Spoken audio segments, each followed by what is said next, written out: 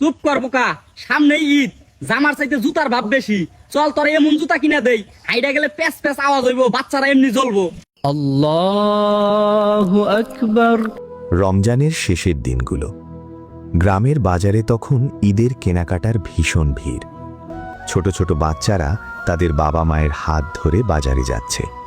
কেউ নতুন জামা কিনছে, কেউ জুতা, কেউ আবার আনন্দে লাফাচ্ছে।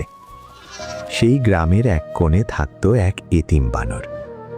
তার বাবা মা কেউ ছিল না, সে একা একাই থাকত, গায়ে পুরনো ছেঁড়া জামা।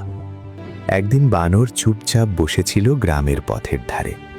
ঠিক তখন সে দেখল একটা ছোট বাচ্চা তার বাবার হাত ধরে বাজার থেকে নতুন জামা কিনে নিয়ে আসছে।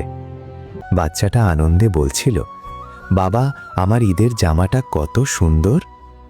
এই দৃশ্য দেখে বানরের বুকটা হঠাৎ ভারী হয়ে গেল, তার চোখে পানি চলে এলো। সে ধীরে ধীরে বলল, আমার যদি বাবা মা থাকতো তাহলে হয়তো আমাকেও আজ নতুন জামা কিনে দিত। এই কথা বলতে বলতে সে একা বসে কান্না করতে লাগলো।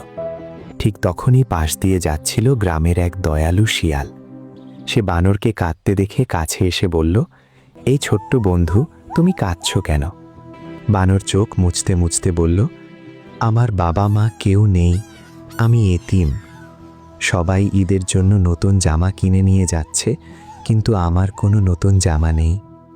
কথাগুলো শুনে শিয়ালের মনটা কেঁদে উঠল।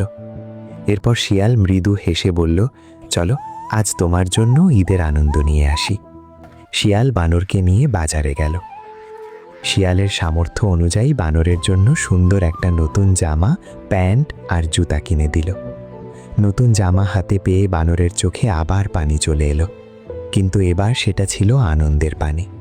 সে খুশিতে বলল, আজ মনে হচ্ছে আমারও ঈদ আছে।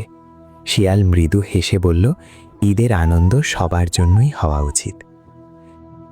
সেদিন গ্রামের পথে নতুন জামা হাতে নিয়ে হাঁটতে হাঁটতে বানরের মুখে ফুটে উঠেছিল এক টুকরো সত্যিকারের ঈদের হাসি। সমাজে যদি কিছু দয়ালু হৃদয়ের মানুষ এগিয়ে আসে, তাহলে কোনো এতিম শিশুকে আর কষ্টে থাকতে হবে না। ঈদের আনন্দ তখনই পূর্ণ হয় যখন আমরা নিজের সুখের সাথে অন্যের মুখেও হাসি ফোটাতে পারি। একটু সহানুভূতি আর ভালোবাসা একটি অসহায় জীবনের সবচেয়ে বড় ঈদ উপহার হয়ে উঠতে পারে।